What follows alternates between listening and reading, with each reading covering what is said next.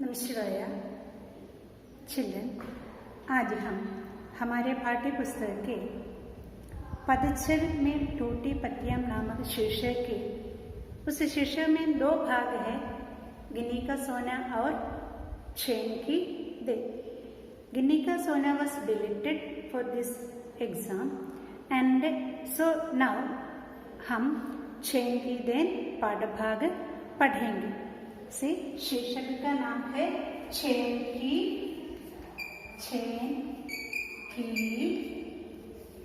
Then. चैन की then और इसका लेखक है रविंद्र केलेकर। रविंद्र केलेकर कोंकणी और मराठी भाषा के एक विख्यात लेखक हैं। साथ साथ उन्होंने गांधीवादी चिंतक के रूप में भी विख्यात है। उन्होंने अपने लेखन में जन जीवन के विविध पक्षों का वर्णन प्रस्तुत किया है। यहाँ हमारे चैन की देन पाठ में भी उन्होंने क्या है जीवन चैन शब्द का अंग्रेजी यूसे जे। ओके, सो ये चैन की देन पाठ में लेखक ने बौद्ध दर्शन के आधार पर जीवन जीने की कई पद्धतियाँ, कई टेक्निक होते हैं, मेडिटेशन की कई टेक्निक होते हैं और बौद्ध दर्शन में एक टेक्निक है, वो किस नाम से जाना जाता है? जैन नाम से जाना जाता है। उसका वर्णन किया है।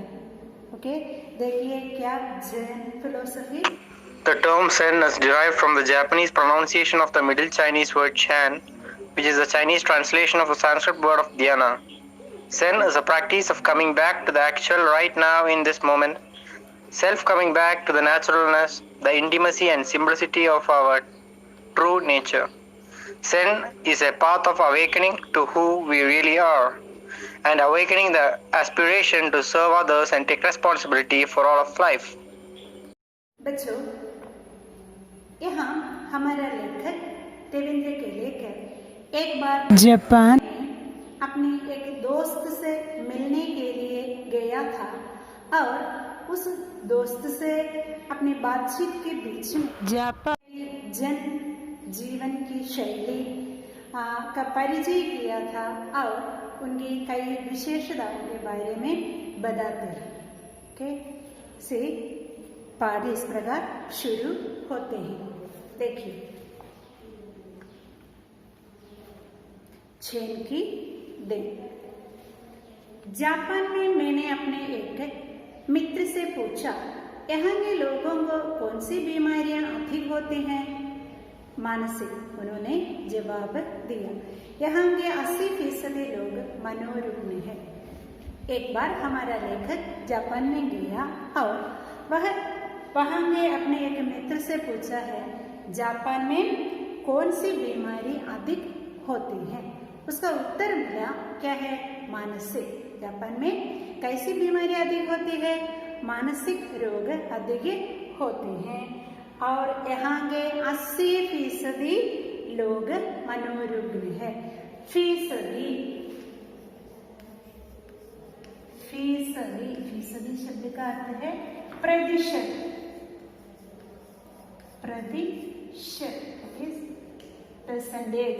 80% लोग कैसे हैं? मनोरुग्ण है। मनोरुग्ण शब्द का अर्थ है मनोरोगी। से लेखक का मित्र उत्तर दिया, जापान में 80% लोग कैसे होते हैं? मनोरोगी होते हैं, मनोरुग्ण होते हैं। इसकी क्या वजह है? लेखक ने उससे पूछा, इसकी क्या वजह है, क्या कारण है, इसका क्या कारण है? मनोरोगियों की संख्या अधिक होने का क्या कारण है? कहने लगे, हमारे जीवन की रफ्तार बढ़ गई है।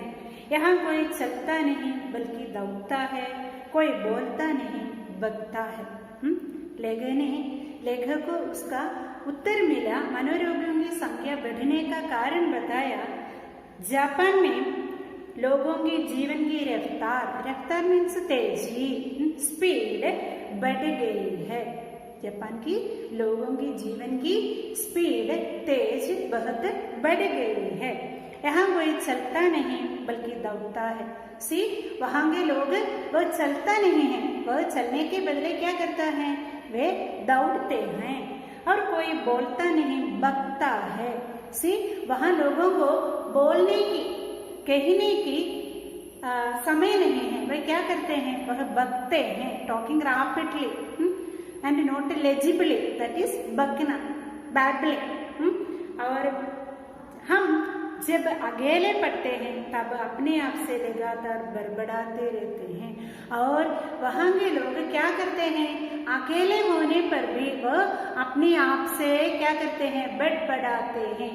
टॉकिंग हिमसेल्फ, अकेले होने पर भी वह क्या करते हैं, वह बड़बड़ाते हैं। अव्यक्त रूप में वह अपने आप से बात करते रहते हैं।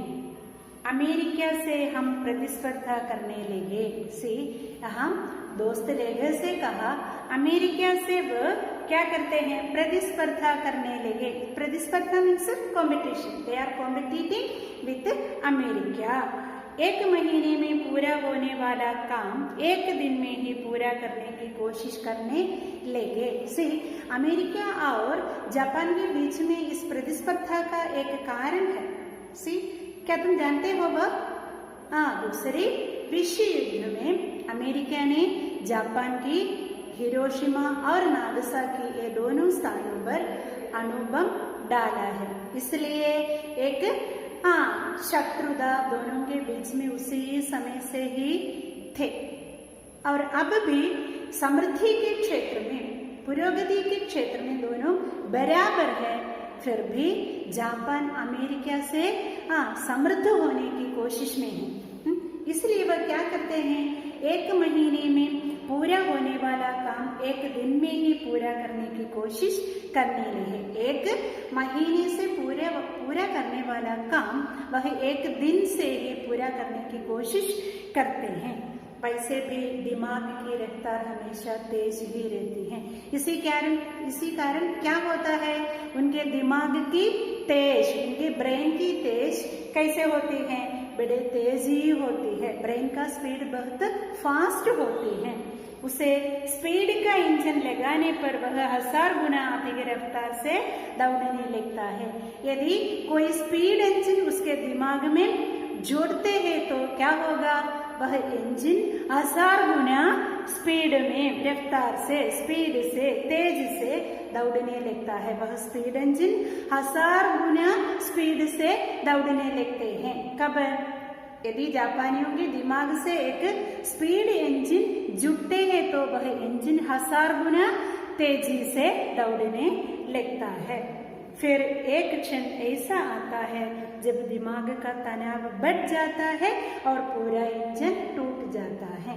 सी एक ऐसा क्षण आते हैं, इसी प्रकार के जीवन जीने से एक ऐसा घटना आते हैं और ऐसा अवसर आते हैं कि उनके दिमाग का तनाव बढ़ जाता है। तनाव मीन्स टेंशन, स्ट्रेस। उनके दिमाग का स्ट्रेस बढ़ जाता है और एक दिन ये इंजन पूरी तरह टूट जाता है। समझ गया है? जापानियों की जीवन की रफ्तार बहुत तेज होती है और इसलिए उसे ऐसी तेजी से काम करते करते क्या होता है, उसके दिमाग एक दिन उसका प्रवर्तन एक दिन टूट जाता है। यही कारण है जिससे मानसिक रोग यहाँ बढ़ गए हैं। दोस्त यहाँ कहता है मानसिक रोगियों की संख्या बढ़ने का एक क्या कारण है। तेजी से काम करते करते, तेजी से वर्क करते करते क्या होता है, उसका दिमाग का काम टूट जाता है और इस प्रकार लोग मनोरोगी बन जाते हैं। समझ गया है? एक बार देखिए, जापान में मैंने अपने एक मित्र से पूछा यहाँ के लोगों को कौन सी बीमारियां अधिक होती हैं मानसिक। उन्होंने जवाब दिया यहाँ के 80% लोग मनोरुग्ण है। इसकी क्या वजह है? कहने लगे हमारे जीवन की रफ्तार बढ़ गई है। रफ्तार शब्द का अर्थ क्या है? स्पीड, तेज। यहाँ कोई चलता नहीं बल्कि दौड़ता है, कोई बोलता नहीं बकता है। हम जब अकेले पड़ते हैं तब अपने आप से लगातार बड़बड़ाते रहता है। क्या है बड़बड़ाना? Talking to themselves। Okay. America से हम प्रतिस्पर्धा करने लगे। अमेरिका से क्या करने लगे? प्रतिस्पर्धा करने लगे, कंपटीशन करने लगे। वैसे भी 1 महीने में पूरा होने वाला काम 1 दिन में ही पूरा करने की कोशिश करने लगे। वैसे भी दिमाग की रफ्तार हमेशा तेज ही रहती है।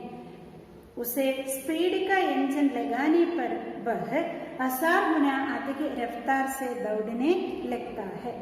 फिर एक क्षण ऐसा आता है जब दिमाग का तनाव बढ़ जाता है। क्या है तनाव शब्द का अर्थ? Tension, stress. दिमाग का तनाव बढ़ जाता है, इंक्रीजिंग, एंड पूरा इंजन टूट जाता है, पूरा दिमाग टूट जाता है। और यही कारण है जिससे मानसिक रोग यहाँ बढ़ गए हैं। मानसिक रोगों की संख्या बढ़ने का क्या कारण है? उनके दिमाग को कोई आराम नहीं मिलती। शाम को वह मुझे एक टी सेरेमनी में ले गए। चाय पीने की यह एक विधि है। जापानी में उसे चा नो यू कहते हैं। शाम को लेखक के दोस्त लेखक को कहाँ ले गया? एक टी सेरेमनी में ले गए। क्या है टी सेरेमनी? यह चाय पीने की एक विधि है, एक रीति है। जापानी भाषा में इस टी सेरेमनी को क्या कहते हैं? चा नो यू कहते हैं। क्या है? चा नो यू, चा नो यू कहते हैं। चा नो यू किसे कहते हैं? टी सेरेमनी को। क्या है टी सेरेमनी? जापान में चाय पीने की एक रीति है, एक विधि है टी सेरेमनी। उसे जापानी भाषा में चा नो यू कहते हैं। Clear children?